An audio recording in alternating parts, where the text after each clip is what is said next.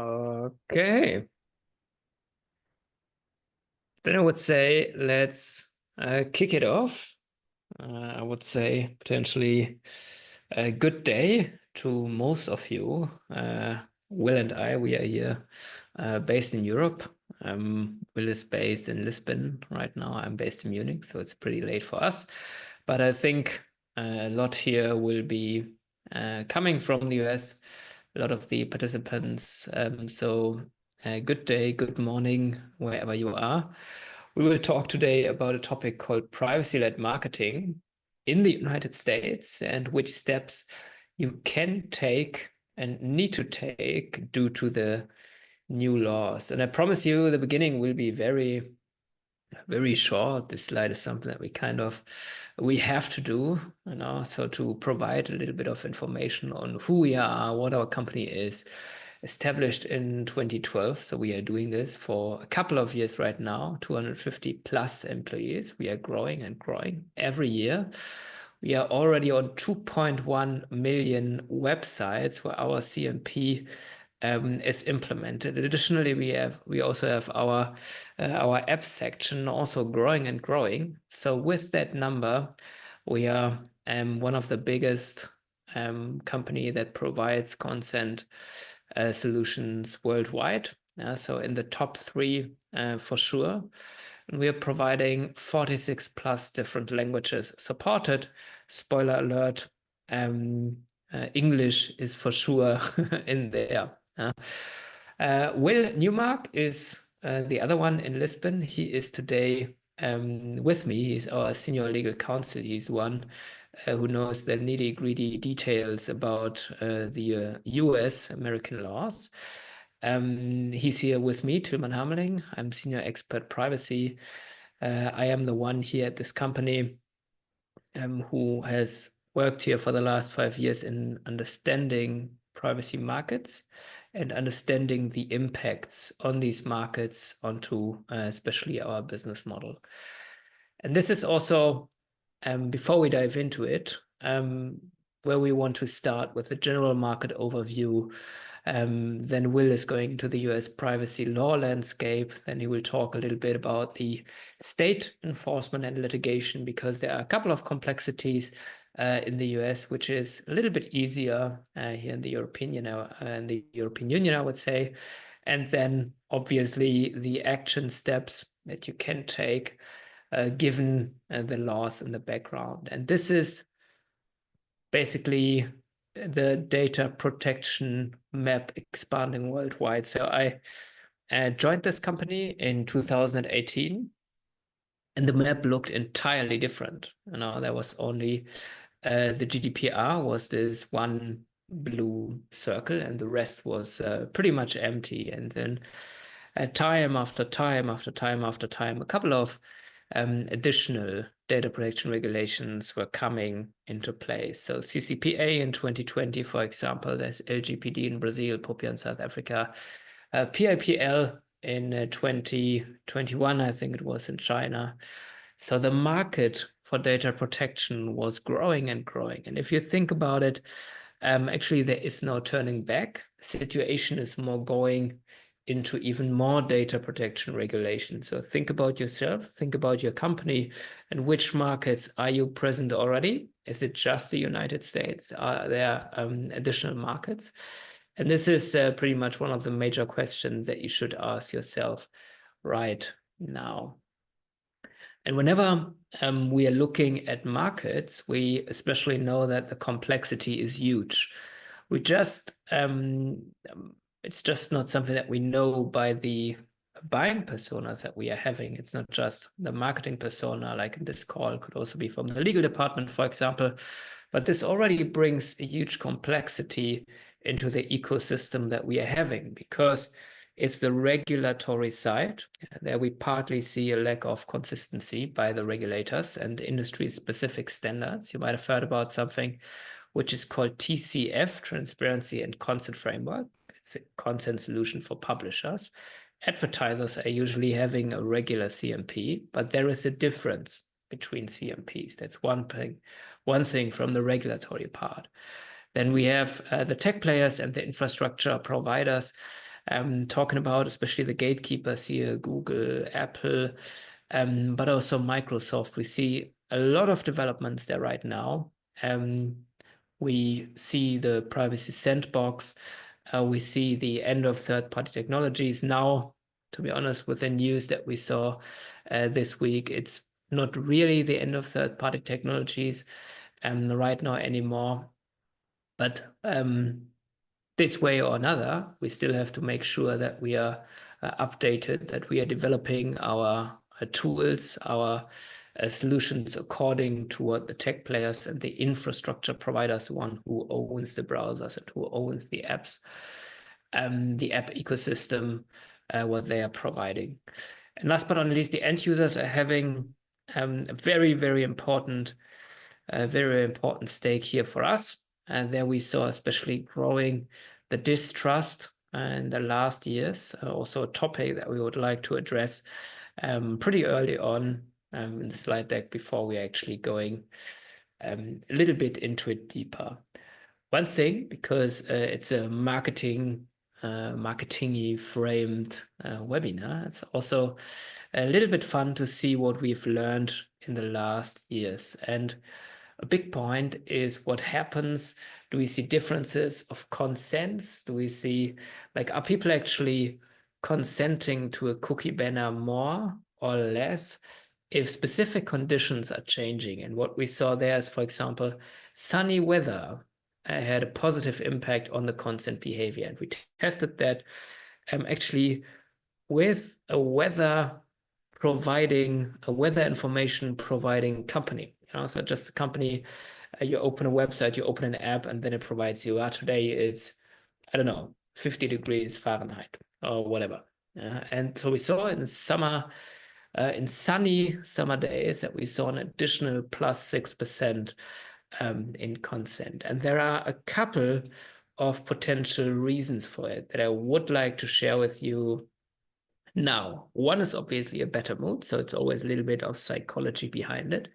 And another one is the increased mobile usage. So end users, when there's sun, when there's summer, then the likeliness of end users who are kind of leaving their homes is obviously a little bit higher.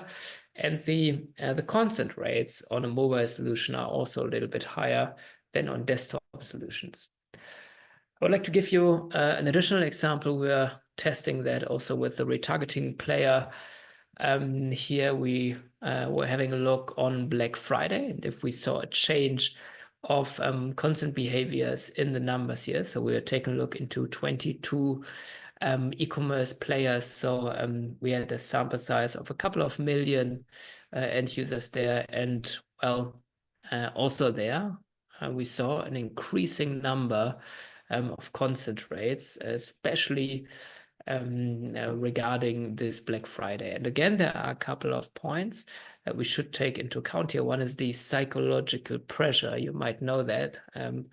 You see, for example, a cookie banner, and in the background, it says only 3 products left of what you would like to buy for a cheap price. So this is one point in here. And the other one is the so-called consent ping pong, which basically means there is the tendency to accept or to, basically accept early on, with the reasoning behind that something is not working properly on the website. If you say, well, stop tracking me, stop selling my data, etc. So that was another reasoning behind it.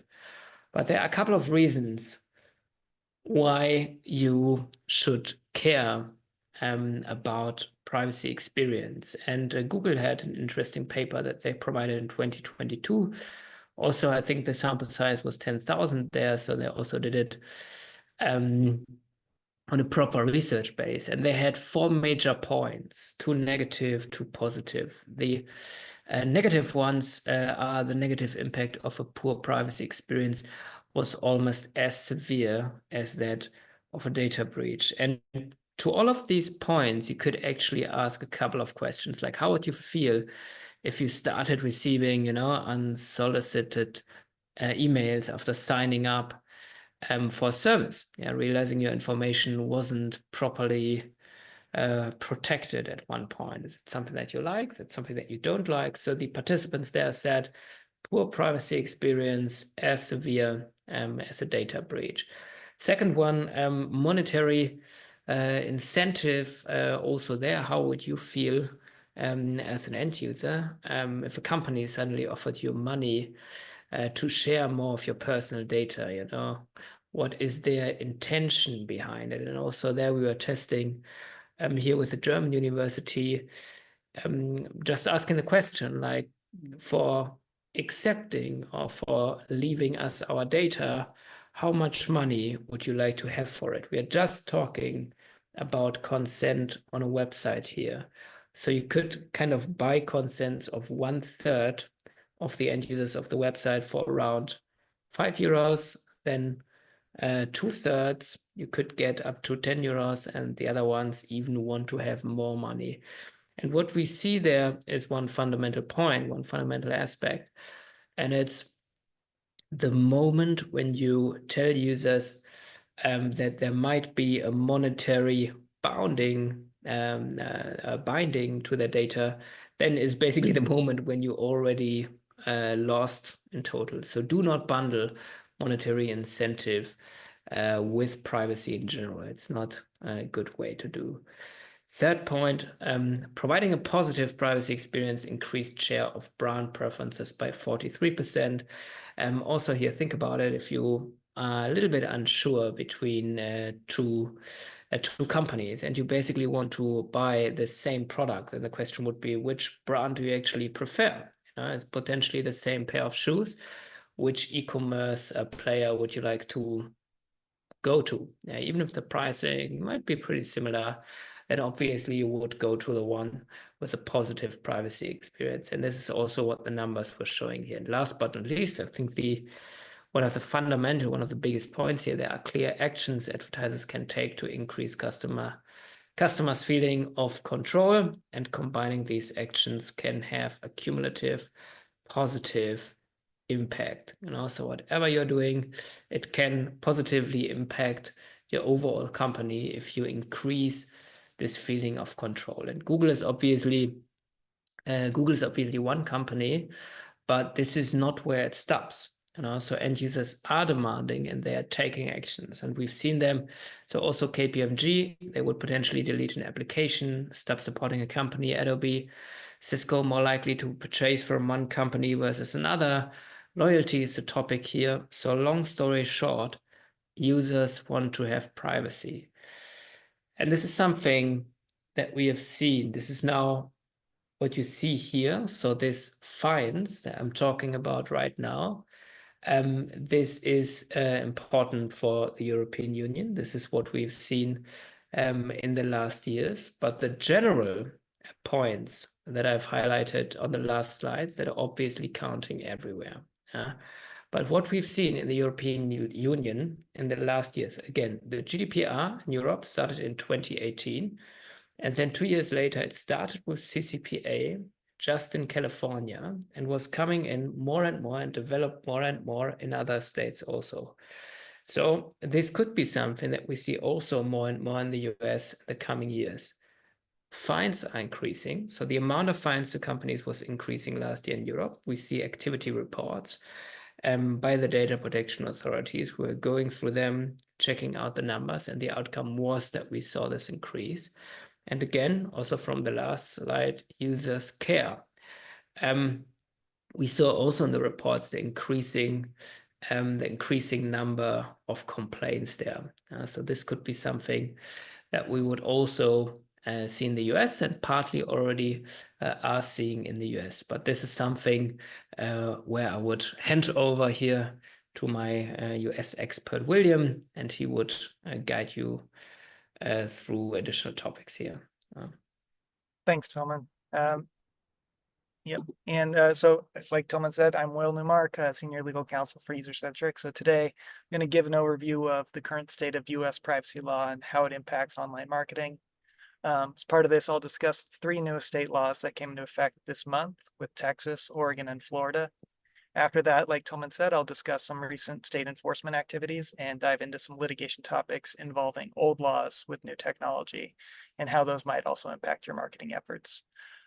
Before I dive in on this, I just want to give the standard disclaimer that this presentation is not meant to be, nor is it legal advice, and that no attorney-client relationship is made between us.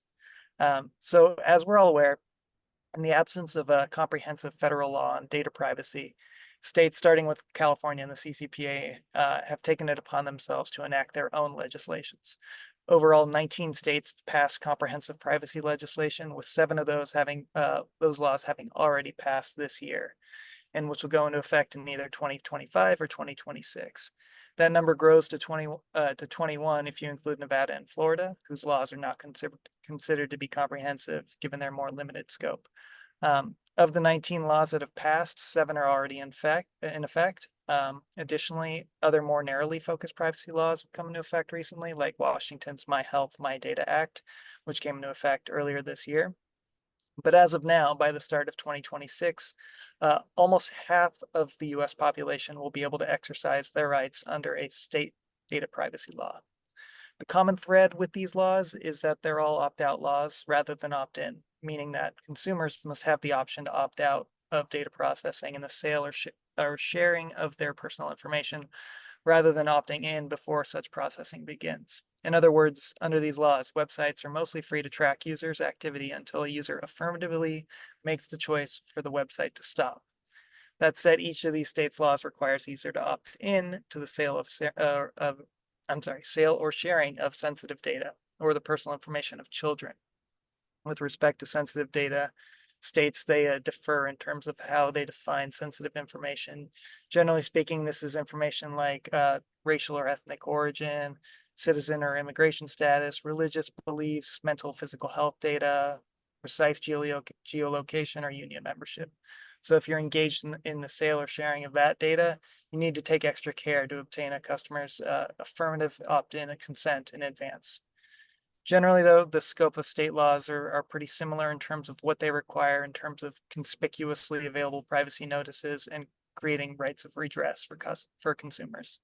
Privacy notices generally need to disclose categories of personal data collected by a business, the purpose for that collection, and how customers can exercise their rights to their data. Also, the laws require the websites not discriminate against individuals for exercising their rights. The states, however, they differ quite a bit in terms of which businesses and organizations they'll apply to. For example, some states have rather high revenue requirements before the law will attach.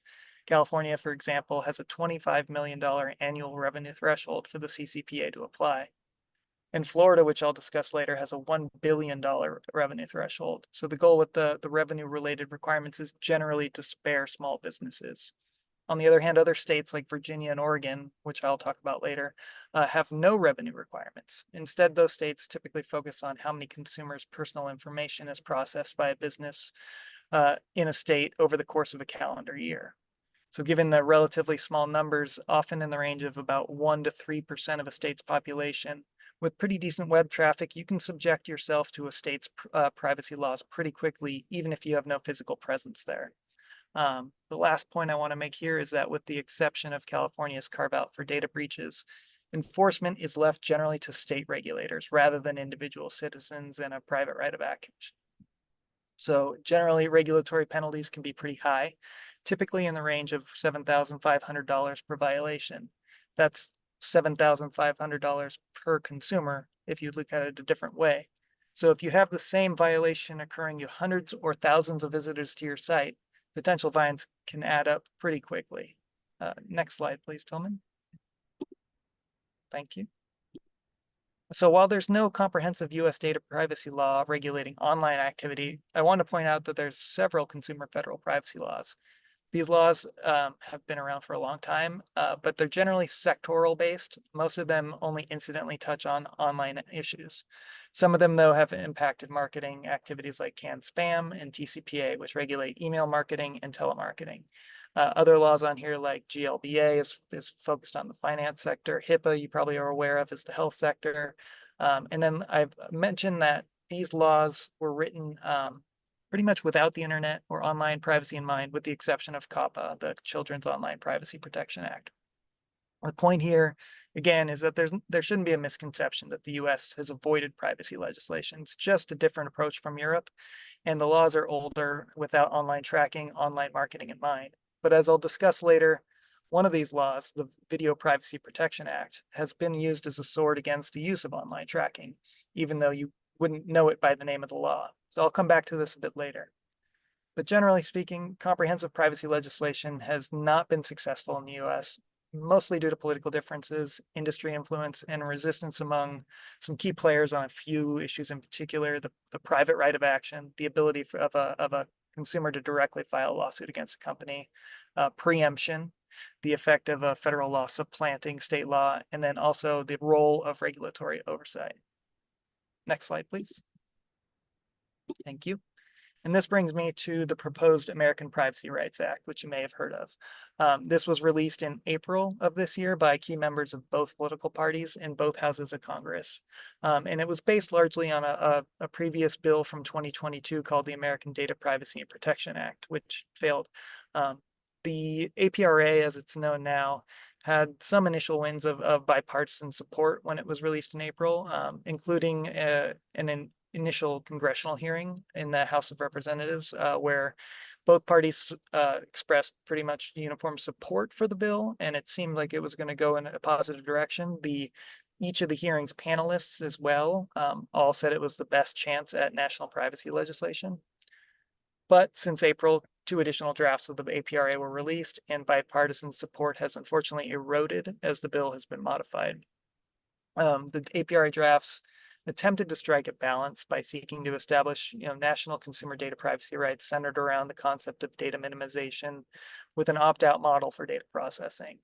The bill would have preempted state privacy laws covering the same topic, and it would have imposed heightened obligations on social media companies and large data holders, particularly with respect to their privacy policies.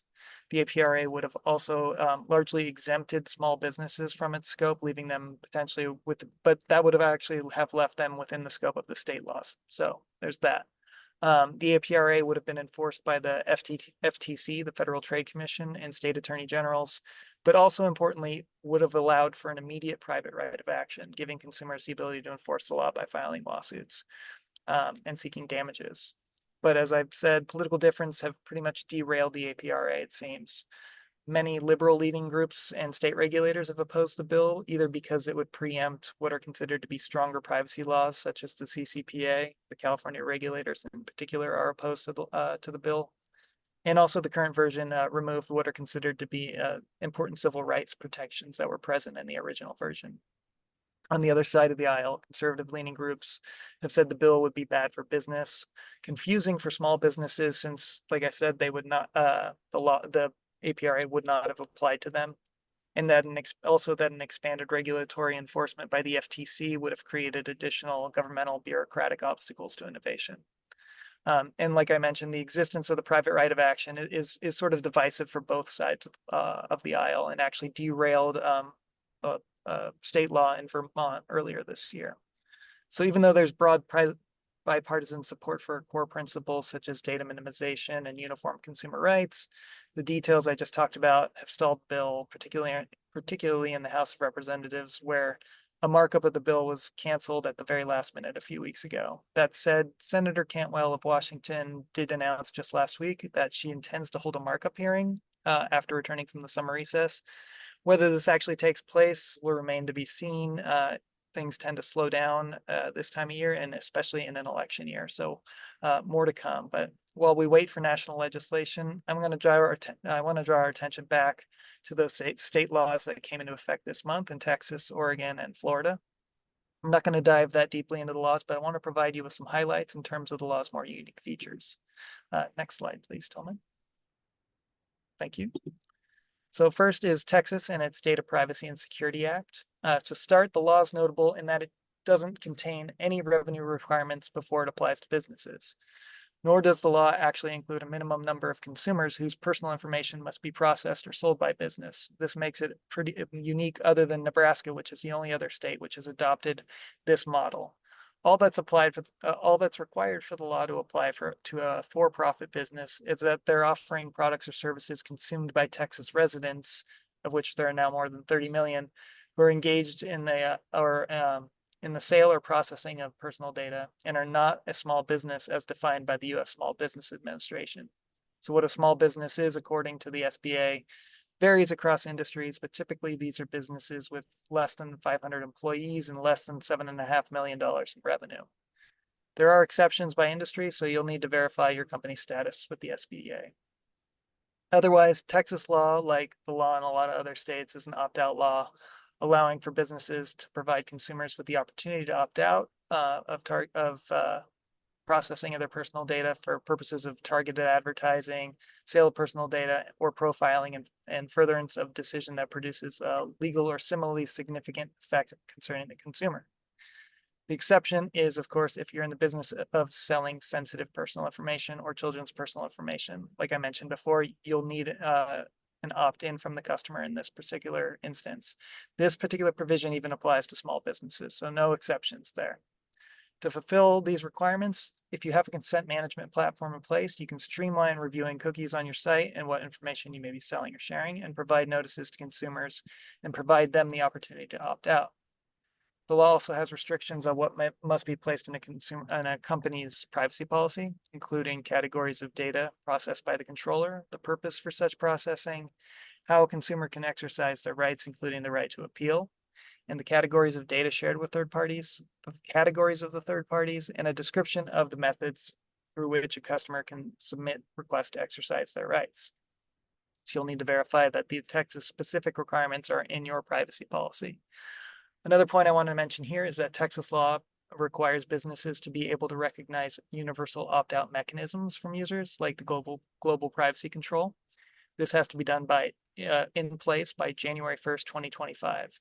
So that deadline's coming up quickly, so you'll have to make sure that your website or your consent management platform can recognize these signals. Last year, the enforcement of the law is left to the Attorney General of the state, who must provide an alleged offender with a 30-day notice to cure. After the expiration of the notice to cure, the Attorney General can then file a lawsuit seeking up to $7,500 for each violation, in addition to other relief. Unlike some other laws, the right to cure under this act doesn't have a sunset date. In other words, the law will, this aspect of the law will remain permanent. So you'll always have an opportunity to fix a potential issue if you're cited by the Attorney General. Next slide, please. Thank you. So next, I'll turn to Oregon and its unique requirements. Like Texas, the law doesn't have a revenue threshold for businesses to be subject to the law. With that said, and different from Texas, the law applies to businesses in the state who produce products or services targeted at the state, who control or process the personal information of at least 100,000 Oregon residents, or control or process the personal information of 25,000 Oregon residents, and derive at least 25% of their revenue from the sale of personal data. The law will even apply to nonprofits who meet these requirements, though they'll have an additional year before the law will apply to them. So they have an effective date for July 1st, 2025. Again, the law is an opt-out law, but in order to process sensitive personal information, opt-in is required. So, but notable for Oregon, what's considered sensitive personal information here is a little broader and includes status as transgender or non-binary, also your status as a victim of a crime, sensitive personal information. Those aren't typically included in the laws of many other states, so something to know. Knowing what data you're collecting is always paramount here, and giving consumers the ability to opt out in a CMP helps you satisfy these requirements. Furthermore, like Texas and some other states, a controller has to provide consumers a method to opt out of processing of personal information through universal opt-out signals. Oregon gives companies an additional year from Texas to comply with this requirement. So Oregon companies under the Oregon law have until January 1st, 2026 to recognize universal opt-out mechanisms. Also, with respect to consent, Oregon businesses are required to provide an effective method for a consumer to revoke previously given consent to process personal data, and to honor that revocation within 15 days after receiving the request. Notably, businesses are required to authenticate all consumer requests that they receive, either from the consumer or their authorized agent, including opt-out requests. This is different from other laws like CCPA, which actually ban the practice. With respect to privacy policies, the law interestingly requires notices to describe how third parties, not including the controllers, affiliates, or processors, process personal data. And then also privacy notice requirements include that if requested, a controller has to provide details of an individual's personal data disclosure to third parties. The controller then can choose to provide a list of third parties to whom the controller has disclosed a consumer's personal data, or to provide the list of third parties to which the controller has disclosed any consumer's data. So a little different there. Enforcement of the law is in the hands also of the Attorney General of the state, and there has to be a notice of violation followed by a 30-day opportunity to cure, after which the Attorney General can bring an action against the violator. However, unlike Texas, the cure period here will end in January 1st of 2026. So enforcement can then occur without notice of opportunity to cure at that point. Penalties for the violations of the Oregon Act also can reach up to about $7,500 per violation. Next slide, please. Thank you. Last is Florida and its Digital Bill of Rights, which has its scope really on big tech. First, the law has an extraordinarily high revenue threshold for it to apply, primarily only applying to businesses that have an annual global revenue over $1 billion. In addition to this $1 billion threshold, for the law to apply, business has to also meet at least one of the additional following three criteria. It has to either derive over half of its global annual revenue from online ad sales, operate a consumer smart speaker and voice command service with an integrated voice activated virtual assistant connected to cloud computing that uses verbal activation, so Alexa or the like, or operates a mobile app store or a digital distribution platform that offers 250,000 or more different software applications for consumers to download and install. So the Apple App Store or the Android store. To meet these criteria reduces the total number of companies subject to the Digital Bill of Rights, just the handful of the largest social media and online platforms, the Metas, Alphabet, Apple, Microsofts of the world. So for these few companies, with respect to personal information, again, opt out, opt in for sensitive information. That opt in for sensitive information actually will go beyond just these companies and apply to all companies in Florida as well. But given the targets of the act, penalties for violations are on the severe end and can reach up to $50,000 for each violation. That can be tripled if the violation involves a child and the online platform has an actual knowledge that the child is under 18. All that said, the law does touch on all for-profit organizations processing sensitive data, like I said. The law also has some other provisions related to social media platforms, online game companies, and gaming platforms with respect to children's policy privacy, and then also the social media platforms with respect to political speech. I won't get into those now because they're not really related to this. So with all these new laws, companies need to review their privacy notices and related disclosures to make sure that they're addressing these laws to the extent they haven't already, since they're already in effect. Companies need to make sure that they have an effective consent management strategy in place and update any internal processes related to consumers being able to exercise their rights. Organizations also needed to consider whether they want to have a state-by-state compliance design to attempt to maximize processing opportunities, or whether they want to apply a highest common denominator standard and apply the strictest law to all of its operations. Next slide, please. Thank you. So with all these privacy laws throughout the US, the question is, what's actually being done to enforce these laws and what are the litigation risks? Except for a narrow limitation in CCPA related to data breach incidents, consumers don't have the right to pursue individual or class action lawsuits for a violation of these state privacy laws. So for the most part, the state privacy law enforcement has taken place outside the public view in the form of informal inquiries, consumer complaints, and enforcement sweeps. Next slide. Thank you. That said, California has made some big waves and large shows of force to make businesses know that it's actively enforcing CCPA and its state privacy laws. The most notably began in 2022 when the Attorney General reached a settlement with Sephora for $1.2 million. for its alleged failure to disclose to consumers that it was selling their personal information and that it failed to process user requests to opt out of sales through user-enabled global privacy controls in violation of the CCPA. The Sephora settlement was notable. It was the first public enforcement action involving the CCPA and the first major interpretation of the CCPA and its definition of sale to include a company's providing third-party business partners with customer data in exchange for advertising or analytic services. While 2023 didn't see any large-scale fines or settlements in California, 2024 has already been very active with 2 significant CCPA settlements and additional activity out of California. First, on January 26th of 2024, the California Attorney General announced a CCPA sweep focusing on the compliance of streaming services with CCPA's opt-out requirements for businesses that sell or share consumer personal information, including those that do not offer an easy mechanism for consumers who want to stop the sale of their data. More notably, however, in February, the Attorney General issued a $375,000 fine and injunctive terms against DoorDash to resolve allegations that it violated CCPA and the California Online Privacy Protection Act, CalOPPA. Specifically, the allegations against DoorDash involved its sale of customers' personal information through a marketing cooperative, which allowed other members of the cooperative to use information for their own marketing purposes without providing notice or the right to opt out. Additionally, DoorDash was alleged to have violated CalOPPA by neglecting to disclose in its own privacy policy that it provided personal information, including consumers' home addresses, to the marketing co-op.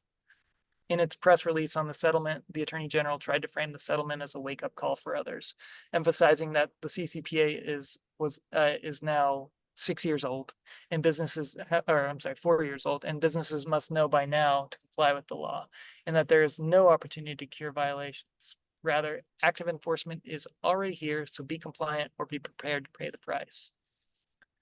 Also of note in February was the decision from the California Court of Appeal, which ruled that the California Privacy Protection Agency, the CPPA, which was created by the CPRA as an enforcement arm for the CCPA. A lot of acronyms there that are hard to keep on top of. But that the CPPA, the California Privacy Protection Agency, they could begin enforcing the finalized data privacy regulations immediately. There had been an issue about whether or not they had to wait an additional year before they could start enforcement, but the court said, no, go ahead now. And the CPPA didn't waste any time exercising this role, issuing its first enforcement advisory in April on the topic of data minimization and consumer requests, noting that some businesses are asking consumers to provide excessive and unnecessary personal information in response to requests that consumers are making under the CCPA. Also of note is that just last month on June 18th, 2024, the California Attorney General announced it reached a settlement with online gaming company Tilting Point Media to resolve allegations that the company had violated the CCPA and COPPA by collecting and sharing children's data without parental consent in the mobile app game SpongeBob Krusty Cook-Off. Under the settlement, Tilting Point was required to pay a $500,000 fine, $10,000 in costs, and also had to agree to make certain disclosures, and for a 3-year period implement and maintain a program to assess and monitor its websites and services directed to children to ensure compliance with the settlement.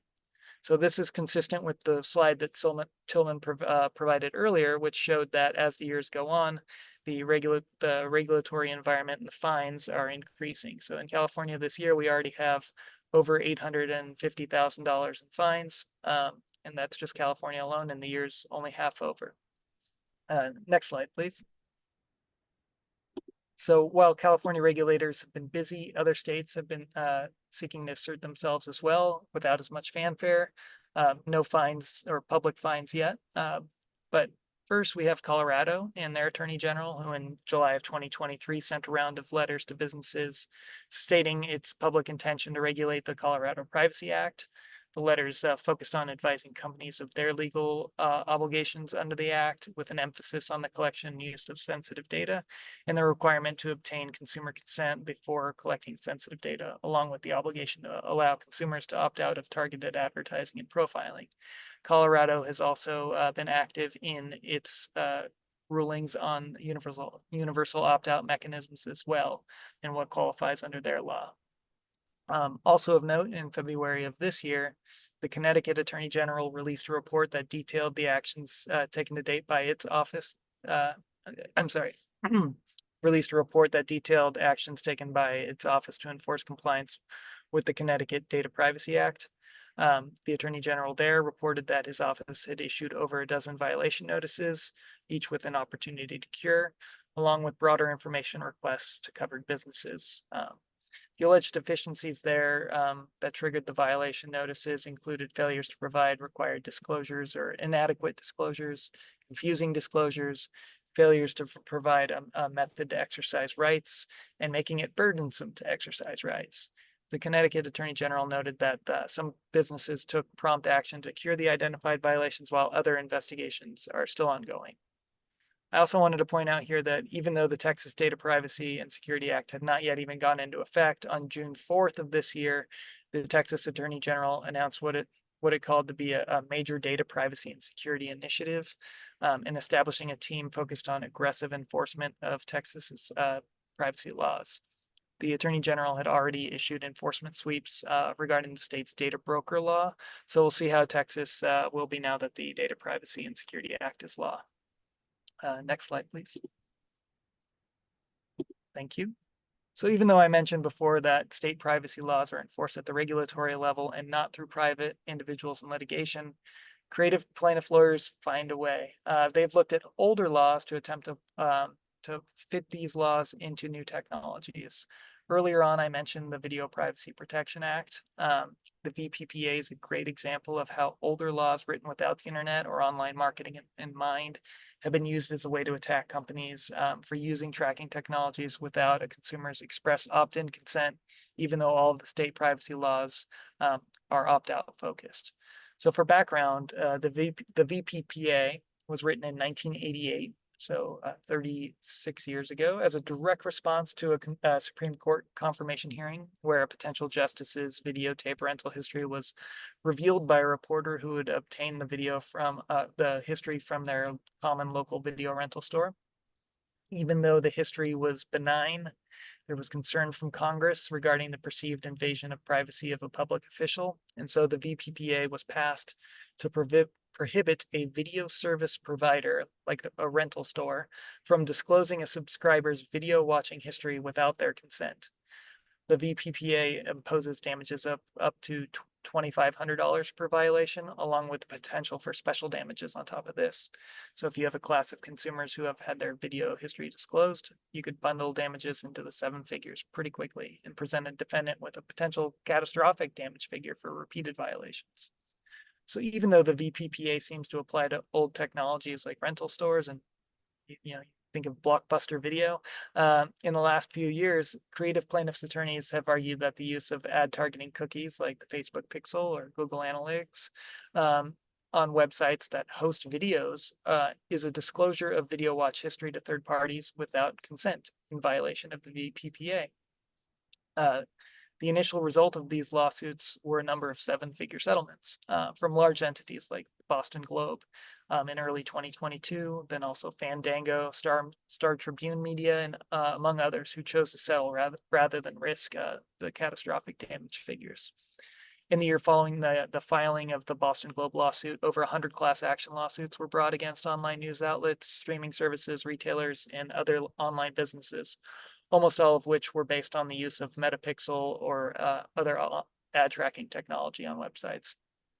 Generally speaking, for companies that chose to litigate rather than settle, decisions have been made in favor of the website platforms whose main business is not video subscription. Since the law applies to videotape service providers and their consumers, courts ruling on the cases began determining that websites whose core business isn't directly renting or selling video content are not videotape service providers, and as such, the users are not their consumers.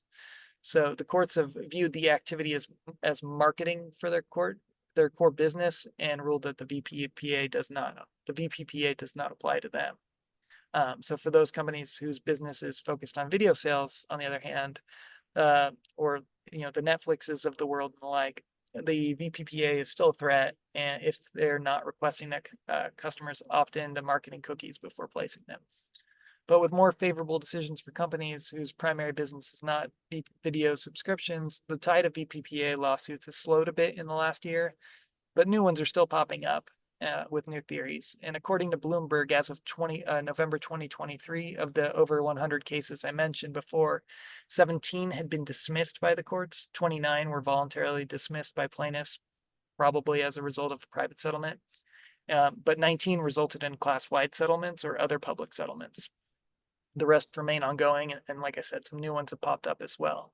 But you see that had these companies had disclosed to consumers in advance that they had used tracking cookies and given consumers an option to consent to the use of such cookies in the first place, they could have prevented the lawsuits. So it's one of these chicken and egg situations. If you do the do you rely on an opt-in or do you rely on an opt-out? You've got to consider which laws apply to you. Next slide, please. And so another example of old legislation that's been the subject of a lot of litigation in the last couple of years is the California Invasion of Privacy Act, or CIPA. This is a criminal law in California that was passed in 1967 in the context of wiretapping concerns during the Cold War, but the law was rejuvenated in the context of online activity. The law has wiretapping and eavesdropping provisions, which make liable anyone who reads or attempts to read or learn the contents of a communication without the consent of all parties to the communication. The law allows for a private right of action, even though it's in the criminal code, and allows plaintiffs to seek statutory penalties up to $5,000 per violation, or 3 times their actual damages, whichever's more. So even more than the VPPA. In recent years, there's been a flood of class action litigation alleging violations of the law based on online tracking and recording of online activity without prior consent. The dozens of lawsuits were filed using these eavesdropping and wiretapping provisions. These generally fell into 3 categories. First, that chatbots managed by third-party vendors illegally intercepted the contents of consumer communications. Second, tracking technologies were unlawfully eavesdropping. Or third, that the web technology unlawfully revealed the identity of anonymous consumers. So even though there were some initial decisions allowing plaintiffs to keep their case alive in the early stages of litigation based on sort of broad theories, most of these cases on the eavesdropping and wiretapping theory have been dismissed for various reasons, including successful defenses based on consent that a web technology vendor was a party to the communication, lack of standing, and then also lack of injury. So with that theory of the lawsuits fizzling out in the last year, plaintiffs' lawyers dug deeper into CIPA and found a section involving pen registers and trap and trace devices. And that section's even broader than the wiretapping provisions. That section states that a person may not install or use a pen register or trap and trace device without first obtaining a court order. Historically, law enforcement used pen registers and trap and trace devices to record phone numbers for outgoing or incoming calls for a particular telephone line. The law, though, has a very broad definition of pen registers and trap and trace devices to include devices or processes that record routing, addressing, or signaling of information in electronic communications. So very broad. The newest theories from plaintiffs, they claim that web tracking tools that monitor users' location, search queries, browsing activity, or purchase history are pen registers or trap and traces within the meaning of the statute, and argue that these technologies, without a court order or prior consent, violate statute and permit the plaintiffs to seek the $5,000 per violation.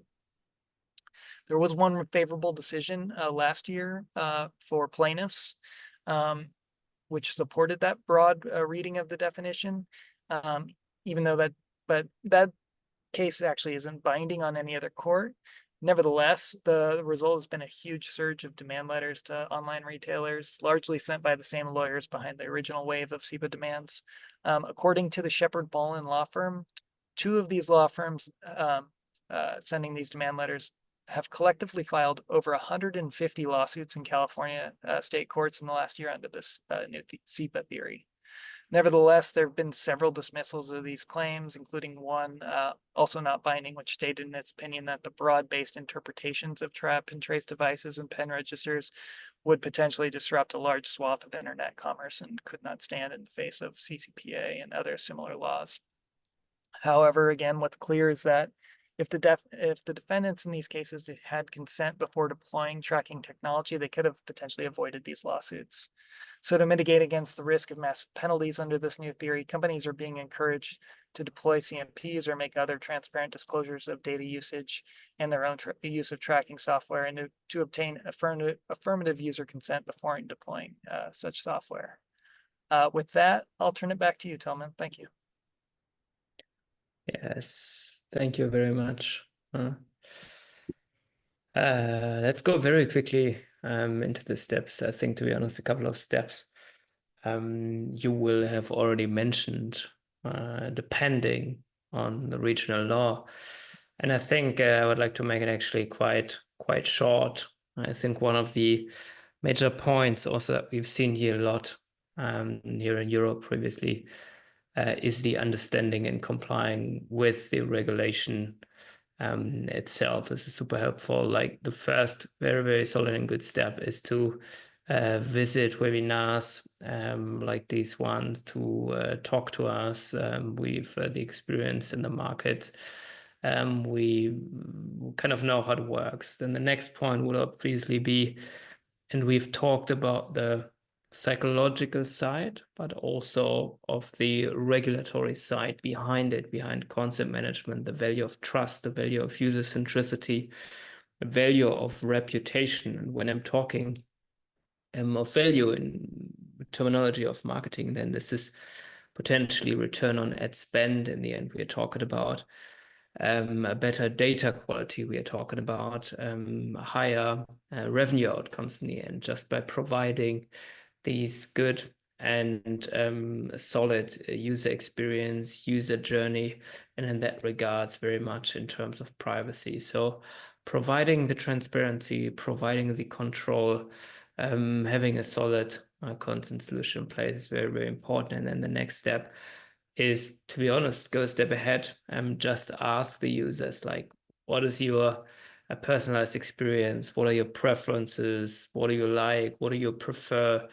And also here we are providing a preference management solution in that regards. But this would be it from our side. For sure, we are hoping that you learned something from a couple of different visions. Again, the psychological side, the past that we experienced here in Europe. Also, additionally, what we see right now, what Will mentioned, that also the pacing in fines in the US is increasing right now, and what the requirements for the different regulations in the United States actually are. Okay, in terms of time, I would quickly check if we quickly check in the chat. There are a couple of questions I would like, in terms of time, to take them offline. So we will come to you here and answer the questions afterwards.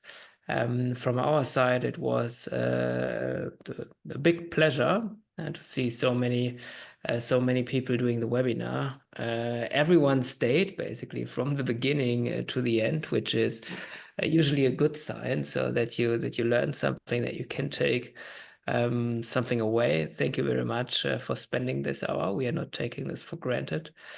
And we wish you not just a very successful day, but also, yeah, good and future-proof marketing with privacy always in mind. Thank you very much, and goodbye. Thank you, everyone.